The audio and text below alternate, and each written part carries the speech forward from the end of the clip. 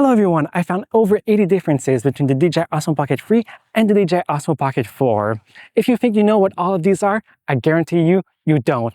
Let's get started by rolling the intro. For those of you who know this channel, I'm Bellemare-Alford, a young photographer and filmmaker on a journey to become better at this art. If you're wondering if you should be upgrading from the DJI Osmo Pocket 3 to the DJI Osmo Pocket 4, you should attentively watch this video because DJI did a bunch of weird decisions where they removed some important features from the DJI Osmo Pocket 3, but there's also a lot of amazing new features inside of DJI Osmo Pocket 4. Let's get started right away because we have a lot of things to cover inside of this video. The first thing we're going to talk about are the physical differences between both of these. The DJI Osmo Pocket 4 is slightly bigger by 4 millimeters in height and 2 millimeters in width. It's also slightly heavier with 11.5 grams more than the DJI Osmo Pocket 3. Both of them have a very similar screen, which is the same size, same dimension, and same resolution, but the one on DJI Osmo Pocket 4 is 1000 nits instead of 700 nits, but to be honest, I don't really see a difference when we're outside. The bigger difference between those two cameras is actually the new sensor inside of the DJI Osmo Pocket 4. But unlike most people say online, both cameras do have a 1-inch sensor. This is not new from the DJI Osmo Pocket 4.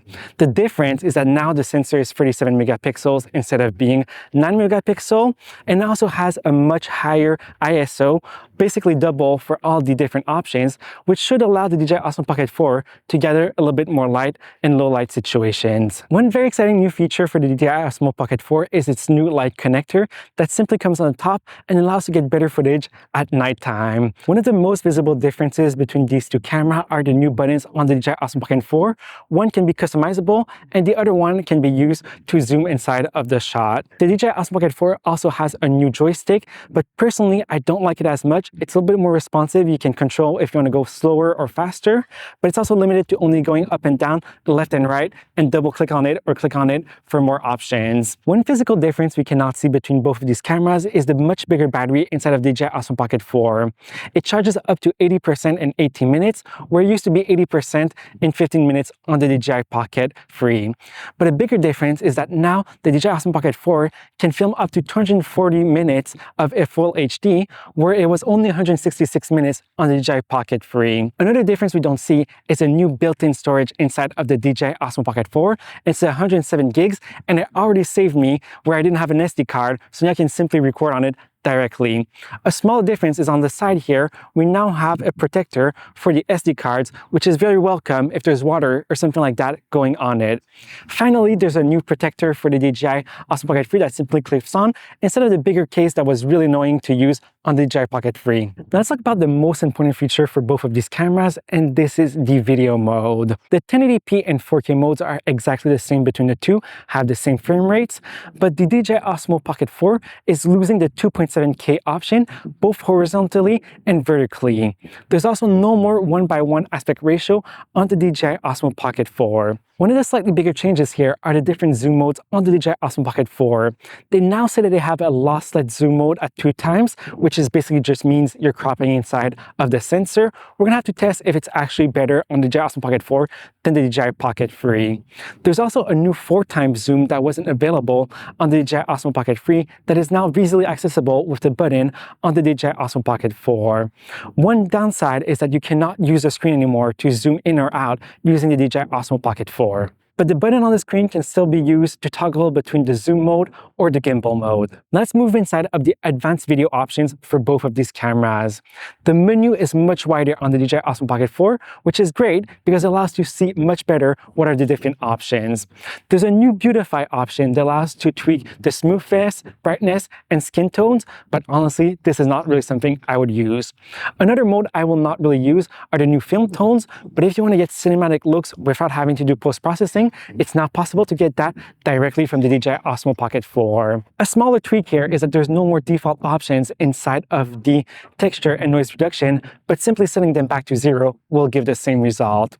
There's also a new mode that allows you to toggle automatically if you want to have low light enhancement inside of the video, but it doesn't work with D-Log, but still pretty useful that you don't have to go in dedicated mode anymore to get the benefits of the low light mode. Let's talk about the differences inside of the Pro mode for both of these cameras. Instead of the exposure menu, the quick toggle between auto and manual got changed to the right side, and I think this is a bigger upgrade than you might realize because it makes it much easier now to use your right thumb to quickly toggle between both of them.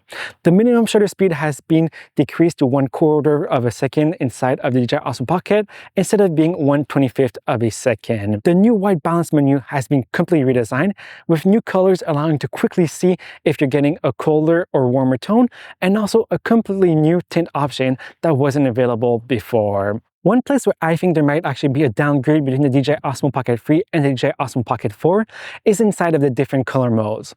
They both have a normal 10-bit mode, but the DJI Osmo Pocket 4 should have much improved colors. Still have to test this. We're going to see if this is true or not inside of the full review. But one thing that got removed on the DJI Osmo Pocket 3 that I really like was the HLG mode. And if you don't know what is HLG, it's basically a higher dynamic range mode that allows to capture more colors. It's very important when we're saying high dynamic range here. We're meaning that you can capture more colors inside of bright parts of the image compared to the other camera. DJI said they're doing this change because people are not using the HLG mode enough on the DJI Osmo Pocket 3, and also because the new D-Log mode inside of the DJI Osmo Pocket 3 should allow to get more dynamic range out of the images and still should be allowed to create some HDR mode.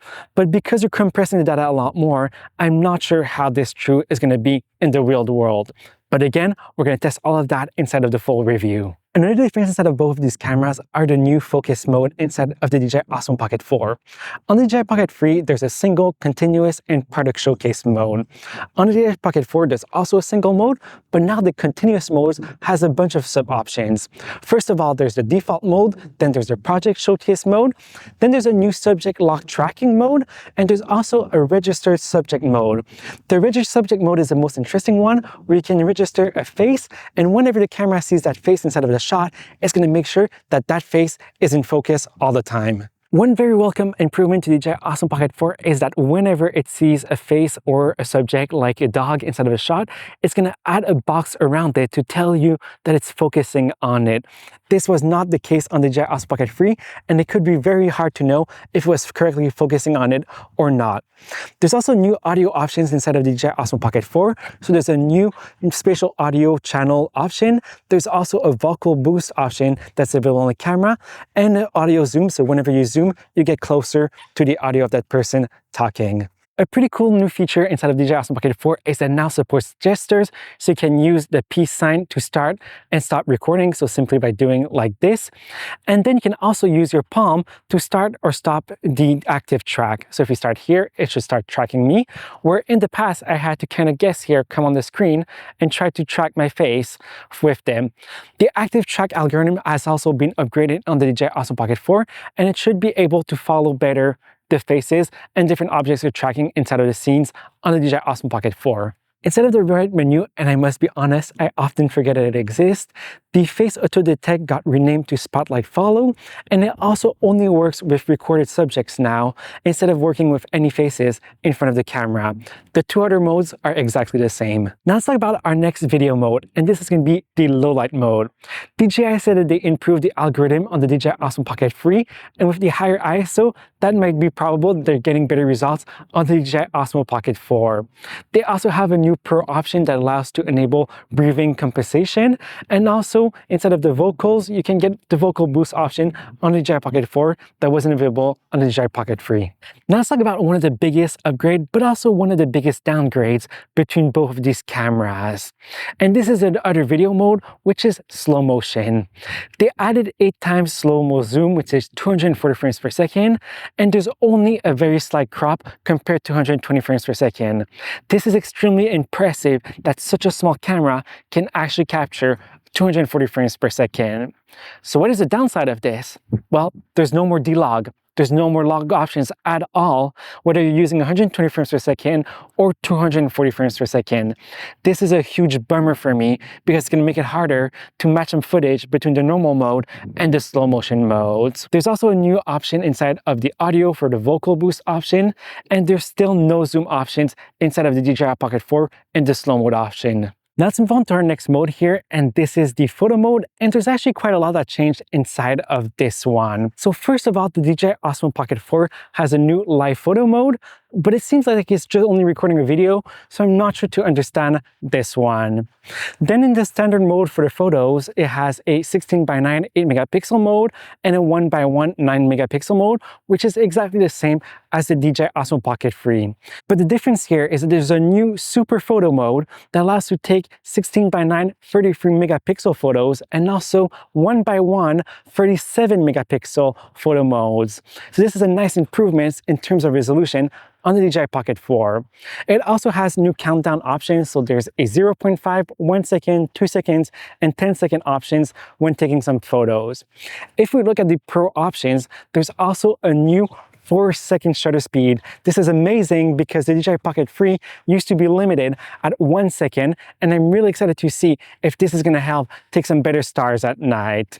Now, a weird thing is if you go inside of the super photo mode, you don't get any manual options at all. Another option that changes the new format, so you now have JPEG, JPEG plus RAW, and also a RAW only mode, where you used to only have JPEG plus RAW on the DJI Pocket 3.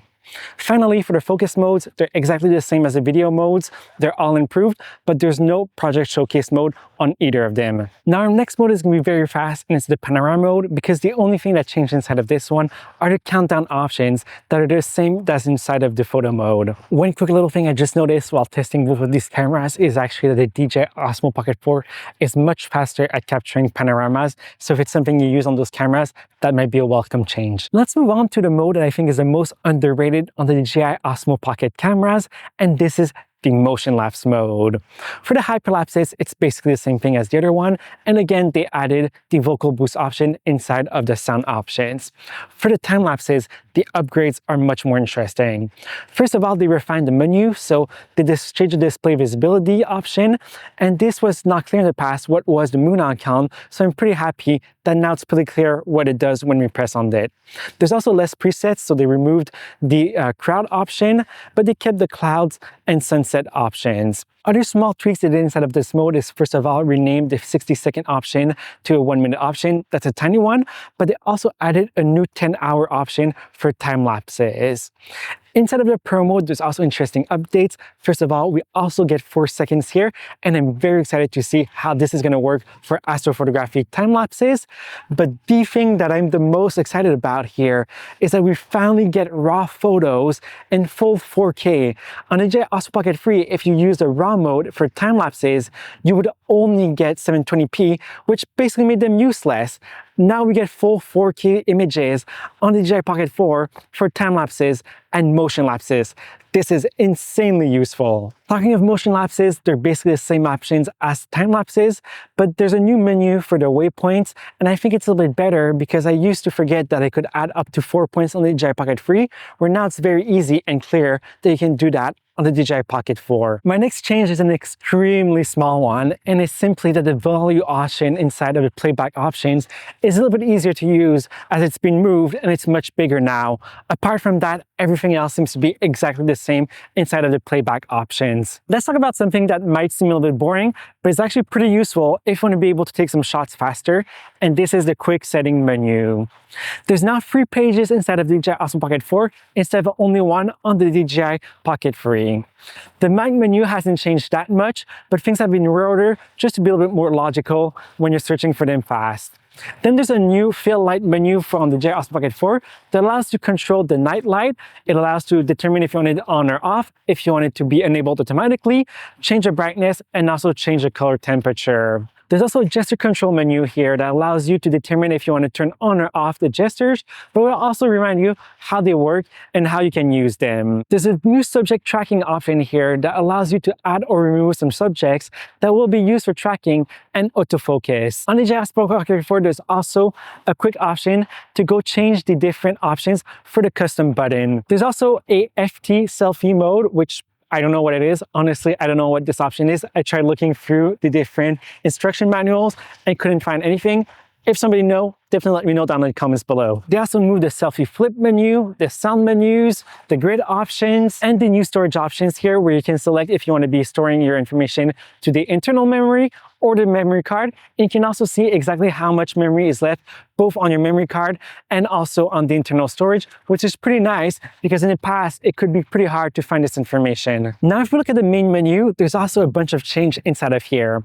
Obviously, first of all, everything that got moved to the quick menu is not inside of the main menu anymore. They also removed the slider control here because you can just click on the screen to access it. There's a new option for the audio backup that allows to save all the different tracks simply on the video file instead of having a separate file. But you get the option to choose one or the other, so you still have the choice. They also removed the compression options because now everything is filmed in HEVC or H.265 on the DJI Osmo Pocket 4 in 10-bit. The H.265 option was only for 8-bit on the old camera. There's also a new input log option right here on the DJI Osmo Pocket 4. And again, not sure what it does, couldn't find it in the instruction manual, so if you know, let me know. There's a new bitrate option that allows you to go up to 180 bit per second instead of the only 130 that were in the past on the DJI Pocket 3. There's also a new live watermark option, but again, I'm not sure what this one does and couldn't really find any information about it. Now that we talked about the cameras, let's talk about one of the most important accessories and one that comes with the Creator Combo Kit, and this is the wireless microphone that's absolutely essential to get the most out of these little cameras. I sadly forgot to bring both of them with me right now, so I can't show them inside the video, but I'll overlay some of them on top here. First of all, the new DJI Mic 3 instead of the DJI Mic 2 has a 400-meter range instead of 250. Realistically, I don't think this is a big difference, but it should help remove some of the issues with the connections. Then the new little microphone is so small that it's only 16 grams instead of 28 grams. This is great because it pulls a lot less on some clothes or things like that. It now can last up to 8 hours instead of 6 hours, which is always nice because this is one of the worst things when these little microphones die. One thing I do not like is that the new charging cable is a proprietary one instead of using USB-C, and that's a huge downgrade in my opinion because it's going to make it a lot harder to charge it when I quickly need to get more power inside of it. The internal recording also has been upgraded inside of the new DJI Mic 3 microphone, and it's now 28.6 hours instead of 14 hours when you're using 24-bit float. And then if you're using 32-bit float, it's going to be 21 hours instead of 11 hours, so almost double the time of internal recording.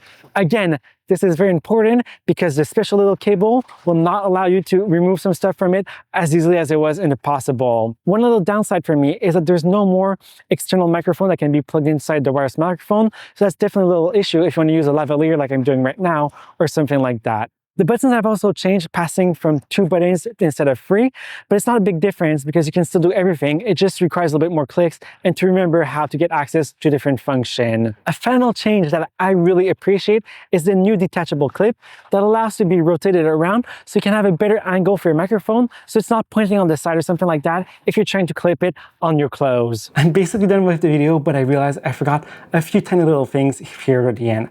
First of all, is that the design of these is slightly different in the materials that they use and the texture they have around.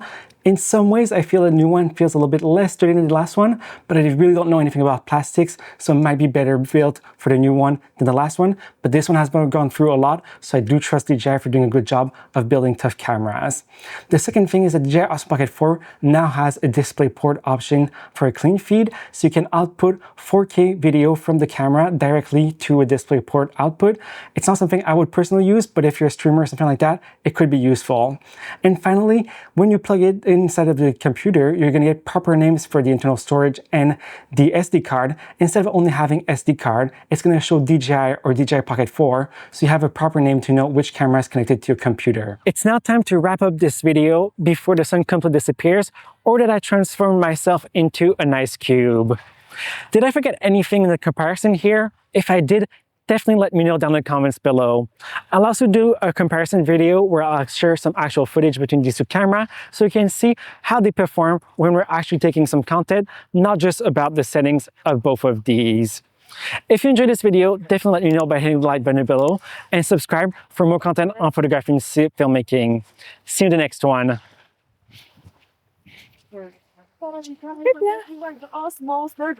Oh yeah, they're great cameras.